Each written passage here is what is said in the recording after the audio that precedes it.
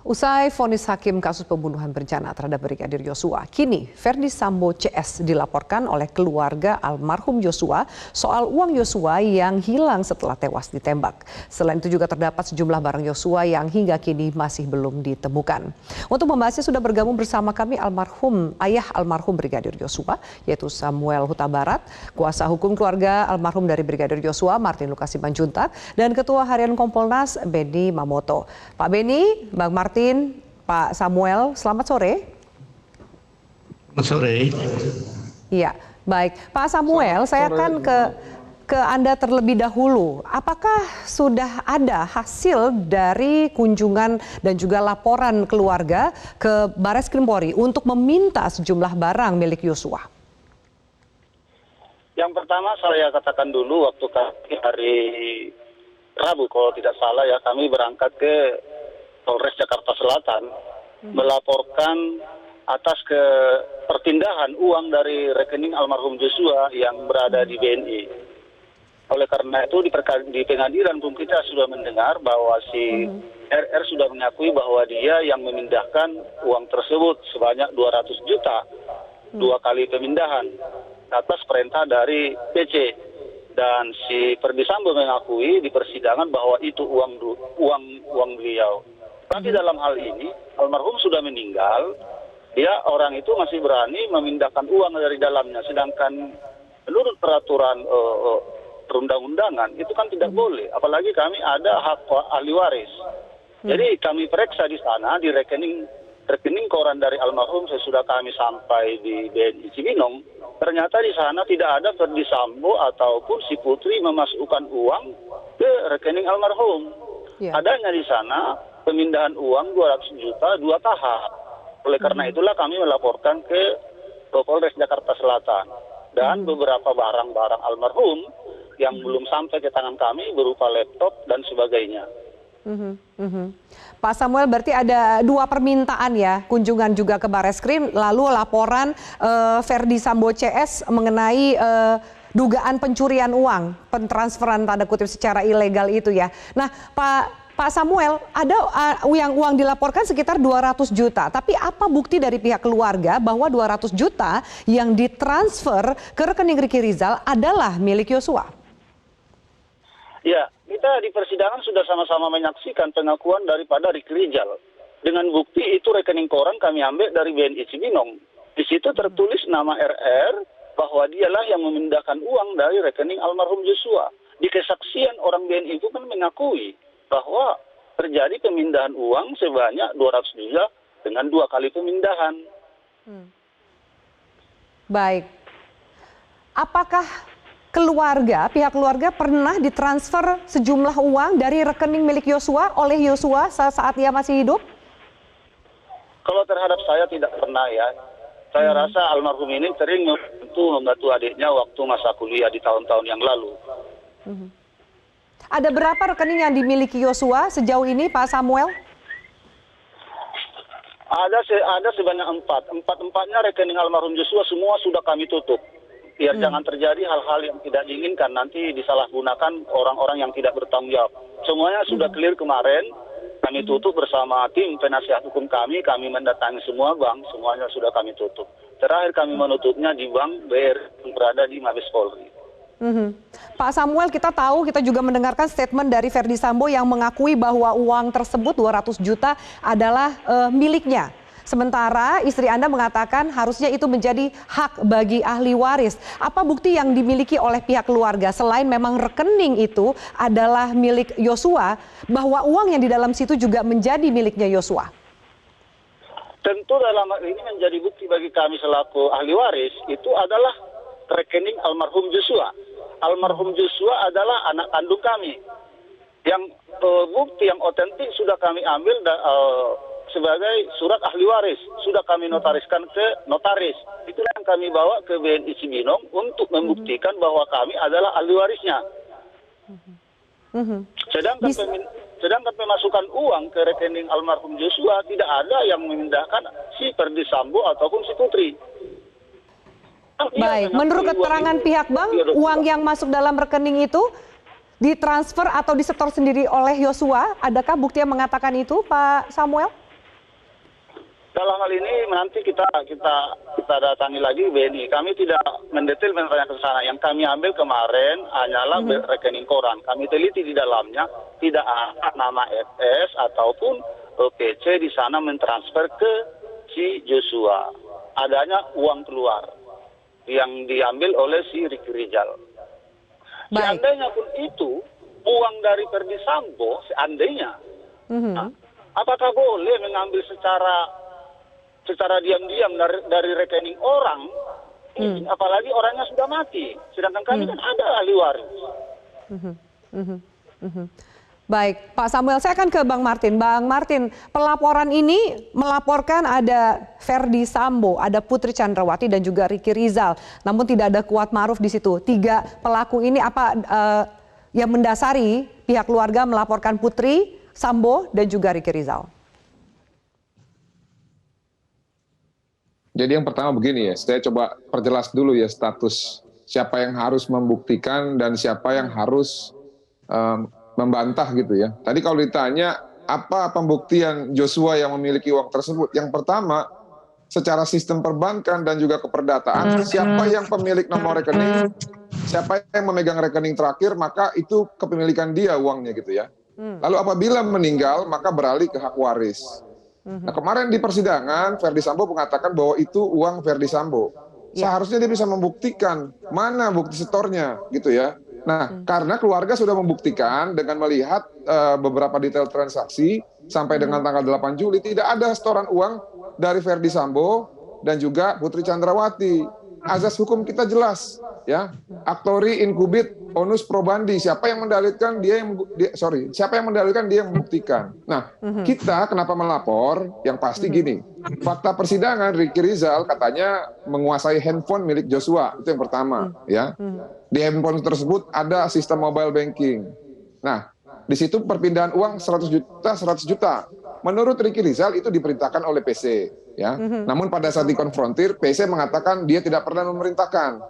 Nah, lalu dalam keterangan sebagai saksi, ya, Ferdi Sambo mengatakan uang itu adalah milik dia. Namun pada saat kami cek, itu bukan uang Ferdi Sambo. Nah, sekarang siapa yang bisa ditarik sebagai pihak dalam konstruksi kasus ini? Tentunya adalah Ricky Rizal. Karena kenapa? Karena yang terakhir kali menguasai handphone milik Joshua adalah Ricky Rizal. Dan itu sudah diakui oleh yang bersangkutan. Yang jadi permasalahannya sekarang handphonenya hilang, Mbak. Ya. HP-nya hilang.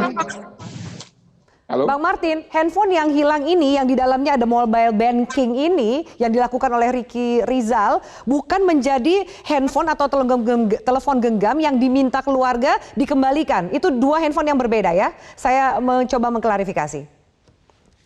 Bukan, justru itu. Pada saat persidangan kan klien saya mengatakan, para penasihat hukum Putri, daripada kalian nanya berulang-ulang, ya lebih baik kau serahkan aja handphonenya Putri, biar semuanya bisa menjadi terang benderang, ya. Namun kan pada saat itu rekan saya sejawat Febri Diansyah melakukan logikal falasi ya dengan mengatakan bahwa HP tersebut ada di sitaan dalam kejaksaan.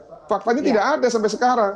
Kami pernah meminta itu langsung kepada penyidik, penyidiknya bilang nggak ada bang, udah coba abang bersurat saja kepada Kabarreskrim. Nah, HP tersebut pasti banyak data-data selain data-data pribadi ya, data-data yang bisa menjadi petunjuk sebenarnya apa-apa saja puzzle-puzzle yang belum tergenapi gitu ya dalam konstruksi perkara ini. Oleh karena itu, kami gunakan hak hukum kami mewakili klien ya, kami mewakili klien untuk menggunakan hak hukumnya untuk ya secara terpisah meminta pertanggungjawaban kepada para pihak yang terkait, karena itu tidak pas kalau kita gali kebenaran materialnya dalam perkara 340 gitu ya. Ini agar bisa lebih fokus gitu ya Mbak. Makasih. Baik, pasal yang diadukan adalah 365. Nanti kita akan bahas lebih jauh. Termasuk juga Pak Beni, apakah wajar atau lumrah ketika ternyata menggunakan nama ajudan untuk menyimpan uang atasan? Nanti saya minta tanggapan ya, karena diakui oleh Putri ada 2 rekening, yaitu rekening Joshua dan juga rekening Ricky untuk keperluan Jakarta dan juga Magelang. Kita akan bahas usai jeda. Ya baik pemirsa, terima kasih Anda masih bersama kami. Pak Beni, saya akan ke Anda. Bisakah Anda menjelaskan atau memberikan komentar minimal? Apakah kemudian ini menjadi praktek yang legal dan lumrah ketika ajudan memiliki rekening yang ternyata isinya adalah uang atasan? Apa tanggapan Anda?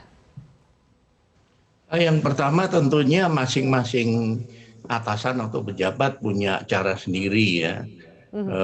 Bagaimana hubungannya dengan ajudan dan sebagainya, apakah menitip uang dan sebagainya. Tapi saya akan mengacu pada diri saya sendiri karena saya dulu pernah jadi ajudan Jenderal Wiranata Kusuma. Beliau tidak pernah seperti itu. Kami ajudan tugas ajudan saja, tidak kaitan dengan keuangan, tidak ada kaitan dengan hal lain di luar tugas sebagai ajudan. Jadi mungkin pribadi masing-masing pejabat mungkin punya cara sendiri atau kebiasaan sendiri begitu. Lalu ada uang yang dipindahkan seperti itu, ditransfer oleh ajudan yang lain dari rekening ajudan yang pada saat itu diketahui sudah tewas. Apa tanggapan Anda? Termasuk juga pengakuan dari Ricky Rizal, hal tersebut diperintahkan oleh Putri. Ya, saya mendukung upaya keluarga untuk membuat laporan polisi. Kenapa? Karena proses awal itu adalah proses skenario. Sekali lagi proses skenario. Sehingga apa-apa yang dilakukan oleh PC maupun Sambo waktu itu masih punya kuasa, memberi perintah dan sebagainya. Proses itu di Polres Jakarta Selatan di awal-awal. Sebelum diambil alih oleh Bareskrim Polri. Disitulah yang menurut saya banyak terjadi penyimpangan. Jadi seperti contoh barang bukti. Barang bukti ini perlu diluruskan. Mana-mana yang masuk berkas perkara itu dengan mudah dilihat di daftar barang bukti. Kemudian yang kedua, mana yang ke pengadilan sampai dengan vonis dan apa isi putusan pengadilan, barang bukti itu dikemanakan. Kemudian adakah yang masih di tangan penyidik? Dan ketika di Polres Jakarta Selatan, adakah dulu penyidik di Jakarta Selatan juga menyimpan barang milik korban? Inilah yang menurut saya, dengan laporan polisi yang dibuat nanti, biarlah ada suatu proses pembuktian. Karena kan nanti harus mendengar keterangan dari perbankan, kemudian keterangan si Sambo, PC, Ricky, dan sebagainya dalam proses penyidikan. Sehingga nanti transparan dan jelas. Soal handphone Yosua yang diminta, yang ternyata juga di-tektok lah antara pihak kejaksaan, Bareskrim dan lain-lain.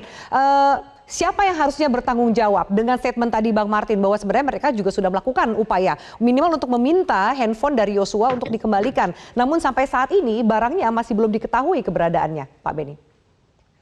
Ya, perlu dirunut ketika ditanya ke kejaksaan, ketika menerima berkas kan juga menerima barang buktinya. Terima enggak? Tidak. Buktinya mana? Ini di dalam daftar barang bukti tidak ada. Berarti kita runut ke belakang. Lari ke penyidik. Penyidik di Bareskrim ada enggak? Tidak ada. Berarti lari ke penyidik di Polres Jakarta Selatan. Seperti itu. Baik. Bang Martin, saya lihat Anda menggelengkan kepala. Silakan Anda tanggapi. Lalu apa upaya untuk tetap mengejar ke barang-barang milik Yosua ini bisa diterima kembali oleh keluarga? Bang Martin, maaf audionya bisa diaktifkan. Itu kan Kasat Reskrim, terus Kanit ya. Itu kan kena patsus. Saya pikir sudah final Pak Beni bahwa memang kalau ada ya pasti sudah diserahkan. Ya. Dan kalau kita ikuti yang lain ya seperti HP-nya Richard, HP-nya Kuat, HP-nya Ricky, kan semua diganti tuh sama iPhone 13 Pro Max itu ya. Jadi memang yang meminta handphone untuk diganti inilah yang sebenarnya patut kita duga ya, yang saat ini masih menguasai HP dari para pihak yang ada di dalam TKP. Nah, siapakah itu? Berdasarkan fakta persidangan ya, Ricky Rizal yang menguasai terakhir, lalu setelahnya katanya diserahkan kepada dua terdakwa yang lain. Oleh karena itu ya paling tepat memang kita ya sebagai warga negara yang taat terhadap konstitusi sesuai dengan pasal 1 angka 3 Indonesia negara hukum ya, bukan maksud, bukan negara kekuasaan, maka kita gunakan jalur-jalur yang sebagaimana mestinya. Nah, tinggal nanti kita lihat apakah para penyidik ya bisa melihat perkara ini penting sehingga ditindaklanjuti gitu ya supaya ada kepastian hukum. Itu aja. Baik. Bapak-bapak, kita harus jeda, kita akan mendengar kumandang azan maghrib, kita lanjutkan diskusi ini sesaat lagi. Pemirsa tetaplah bersama kami di Prime Time News. Nih, saya janji saya cabut laporan itu dengan cara pertama mengembalikan jam tangan almarhum, mengembalikan pinmas pemberian pimpinan Polri, mengembalikan 2 handphone, tapi bukan mengganti handphone ya, handphone yang lama dikembalikan yang mereka curi itu, kemudian mengembalikan laptop dan mengembalikan buku-buku rekening ATM dan semuanya itu. Kalau itu dikembalikan berarti kami anggap dia mulai sadar kan begitu. Tapi kalau tetap dipertahankan, dikuasai, ya siap-siaplah hukuman baru 20 tahun penjara gitu. Baik, pemirsa, kita lanjutkan. Pak Samuel, saya akan kembali ke Anda. Pak Samuel mendengar tadi statement dari kuasa hukum Kamarudin Simanjuntak. Sebenarnya masih ada ruang dari keluarga untuk mencabut laporan.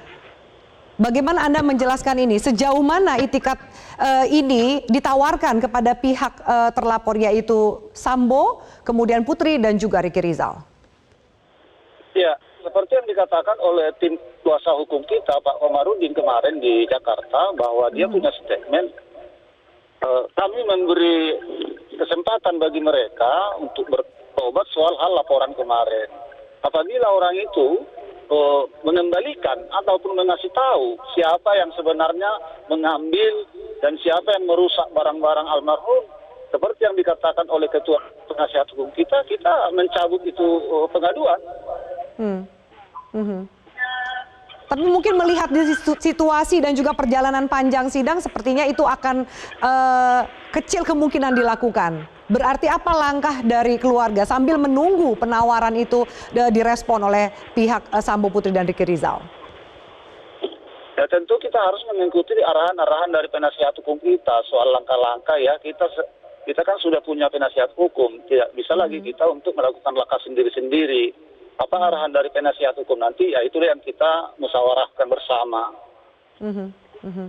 Baik, saya akan kembali ke Pak Beni. Pak Beni, apakah ternyata jika atasan menitipkan sejumlah uang yang tidak sedikit, bahkan hitungannya ratusan juta, ke rekening atas nama ajudan, itu diperbolehkan dan tidak melanggar peraturan, terutama di internal Polri? Ya, jadi sekali lagi saya sampaikan bahwa itu kebiasaan masing-masing ya. Tetapi dalam konteks ini, Sambo harus bisa membuktikan kalau dia mengklaim uang 200 juta milik dia, ya dia harus membuktikan itu punya dia dan dari mana asalnya. Ini menjadi tanggung jawab dia. Dan saya yakin kalau ini nanti kemudian dibuka, diproses dalam penyelidikan dan penyidikan, nanti akan jelas. Tidak hanya alurnya, tetapi juga nanti argumentasi dari Sambo ini betul-betul harus didukung dengan pembuktian yang kuat. Kalau tidak, ya bisa dinilai tidak berdasar begitu. Masukkah ke pencucian uang itu, Pak Beni? Ya bisa saja sih. Bisa saja. Iya. Baik, saya akan ke Bang Martin. Lalu seperti apa? Karena dalam sidang Ferdy Sambo mengakui uang itu adalah uang miliknya yang masih nanti kemudian ke depan kita tunggu pembuktiannya seperti apa. Pentransferan diakui oleh Ricky Rizal diperintahkan oleh Putri. Putri mengatakan itu uang adalah milik mereka, bahkan ada 2 rekening Yosua untuk keperluan keluarga Ferdy Sambo di Jakarta dan rekening Ricky untuk keperluan keluarga Sambo di Magelang. Sejauh mana Anda akan mengejar ini, Bang Martin? Jadi gini ya, kita tidak boleh menggabung-gabung semua. Ini semua dipisah-pisah kalau dalam hukum, ya. Itu kan rentetan keterangan yang sudah digabung. Nah, tapi begini, dalam konteks pelaporan ini yang posisinya paling terdesak adalah Ricky Rizal. Karena kenapa? Fakta persidangan memang benar. Ferdy Sambo mengatakan itu uangnya. Ya, fakta persidangan memang benar mengatakan bahwa Putri mengatakan ada 2 rekening dapur ya. Satu di Magelang, satu di Jakarta. Tapi kita jangan pernah lupa, Ferdy Sambo dan Putri berdasarkan fakta persidangan tidak pernah mengakui bahwa mereka yang memerintah Ricky Rizal untuk mengambil ataupun mencuri dengan kekerasan uang yang ada di rekening Joshua. Sekarang keadaannya adalah Ricky yang terdesak. Ricky sudah mengatakan bahwa uang tersebut diambil oleh Putri Chandrawati. Ya. Nah, karena faktanya Ricky sudah mengakui dia benar memang melakukan hal tersebut, bahkan dengan embel-embel ya. Ini yang saya catat dari fakta persidangan. Dia mengatakan bahwa password login handphone itu ada di dalam handphonenya, ditulis. Password untuk login mobile banking ada juga tertulis. Saya baru kali ini ada melihat ketidakcermatan orang menulis password di handphone. Kalau hilang, hilang semua dong. Nah, makanya gini, kalau kita membangun suatu argumentasi ya, mbok yang pintar gitu ya. Tapi apapun itu, saya prihatin dan sangat kasihan dengan Ricky karena saat ini keadaannya dialah yang terjepit dan kalau laporan ini diproses, maka tanpa dia bisa membuktikan keterkaitan dari orang lain yang memerintahkan dia, maka mau tidak mau Ricky yang harus bertanggung jawab gitu ya, karena uang tersebut mengalir ke rekening pribadi Ricky. Oleh karena itu, kami ini juru damai, Mbak Afiani. Bukan hanya dalam perkara laporan pencurian ini kami mengupayakan damai. Dalam laporan kami pada saat tanggal 18 Juli, kami juga menghimbau kepada seluruh calon tersangka untuk segera mengakui kesalahannya dan meminta maaf pada keluarga korban. Ya, pada saat itu tidak ada yang ngaku. Nah, tapi kan kita terus mengulang-ulang.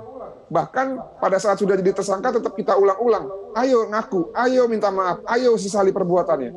Justru apa yang dijawab? Menuduh anak klien kita sebagai pemerkosa. Nah, oleh karena itu ya, hukum yang paling tinggi itu adalah benar, yes, ya, kemanusiaan. Tapi kalau orangnya mengakui kesalahan. Kalau orangnya tidak mengakui kesalahan, bagaimana kita mau mengampuni? Gitu loh ya, kayak kita kan juga bukan Tuhan gitu ya. Kita kan manusia juga. Oleh karena itu ya, silakan nanti direspon dengan positif apabila pihak-pihak yang mungkin saja merasa sebagai pelaku menangkap sinyalmen yang kami sampaikan melalui siaran pers gitu ya. Demikian, terima kasih. Jika sinyal ini sudah dilemparkan, biasanya ada kontak minimal antar kuasa hukum. Apakah sejauh ini ada respon baik dari kuasa hukum Ricky Rizal, Putri Chandrawati dan juga Ferdi Sambo ke pihak ke pihak kuasa hukum keluarga? Dari salah satu pihak sudah ada ya, secara informal, tapi belum spesifik ke arah situ gitu ya Mbak Fiani ya. Belum spesifik ke arah situ. Kalaupun sudah ada, kami akan dengan senang hati gitu untuk mendamaikan dengan keluarga dari korban. Tapi dengan kesepakatan ataupun persyaratan sesuai dengan yang disampaikan oleh ketua kita, Abang Kamarudin Simanjuntak. Kembalikan dulu dong barangnya gitu ya. Demikian. Baik, Pak Samuel, sambil menunggu, kalau tadi Bang Martin mengatakan sebenarnya secara informal sudah ada responnya. Apa yang mau Pak Samuel sampaikan, terutama kepada Ferdi Sambo, Ricky Rizal, dan juga Putri Chandrawati, pihak yang dilaporkan oleh keluarga Anda? Ya, seperti yang dikatakan Ketua Tim Penasehat Hukum kita, statement dia kemarin yaitu Pak Komarudin ya. Pak Komarudin sudah gamblang mengutarakan bahwa kalau mereka bertobat, artinya pertobatan di laporan kami yang kemarin ke Polres Jakarta Selatan, mengakui itu barang-barang bahwa mereka yang mengambil, dan di mana barang-barang itu, dan apalagi si Ricky Rizal mengakui bahwa di mana uang itu, di mana HP almarhum, ya seperti yang dibilang oleh ketua tim kita, ya kita bisa mencabut itu pengaduan. Baik, Pak Beni, salah satu permintaan dari pihak keluarga adalah mengenai kenaikan pangkat bagi almarhum Yosua menjadi Aibda Anumerta. Sejauh mana hal ini juga bisa terwujud, Pak Beni? Ya, hal itu tentunya kembali nanti pada kebijakan dan keputusan Bapak Kapolri. Tetapi dalam hal ini perlu saya sampaikan bahwa bentuk penghargaan kepada korban dalam hal ini adalah pertama pemakaman secara kedinasan. Ini sudah terlaksana dan itu atas rekomendasi dari Kompolnas. Kami mengirim surat rekomendasi ke Kapolri dan sudah dilaksanakan. Yang kedua tentunya menyangkut pemulihan nama baik. Yang ketiga menyangkut masalah KPLB ya, kenaikan pangkat luar biasa. Nah ini kembali kebijakan itu ada di Bapak Kapolri. Ya, baik. Pak Samuel, terakhir untuk Anda, sejauh mana harapan dari pihak keluarga agar Yosua bisa naik 2 pangkat menjadi Aibda Anumerta? Silakan. Yang pertama sekali harapan kami yaitu pembersihan nama baik kami. Soalnya selama ini kan yang dituduhkan sama almarhum di masa-masa persidangan adalah penyelesaian dan pemerkosaan. Fakta di persidangan yang sudah ketok palu itu majelis hakim, bahwa nyatanya di sana semua tidak ada, itu sudah dikesampingkan, artinya tidak ada sama sekali. Yang ada di persidangan menurut yang fakta yang kita lihat adalah unsur si putri sakit hati melihat almarhum. Jadi oleh karena itu kami keluarga yang pertama sekali yang kami pembersihan nama baik kami keluarga. Terutama saya, ayah dan ibu, keluarga besar Huta Barat, keluarga besar Marga Simanjuntak yang ada di atas bumi ini. Segera dipulihkan, itulah permintaan kami, dipulihkan nama baik. Yang keduanya, kami meminta barang-barang almarhum, ya kami memohon dipulangkan kepada ahli waris, yaitu kami selaku orang tua. Dan kami memohon kepada Pak Kapolri Listio Sigit, kiranya anak kami almarhum, bahwasanya di sana kan tidak ada ya unsur pemerkosaan dan sebagainya. Dia ditembak dengan sengaja, dengan sadis. Kami mohon kiranya diberikan pangkat merta. Baik, Pak Samuel, Pak Martin, dan Pak Beni, terima kasih banyak. Nanti kita nantikan seperti apa kelanjutan dari pelaporan ini dan segala proses yang dilakukan oleh pihak keluarga Joshua. Terima kasih, salam sehat selalu.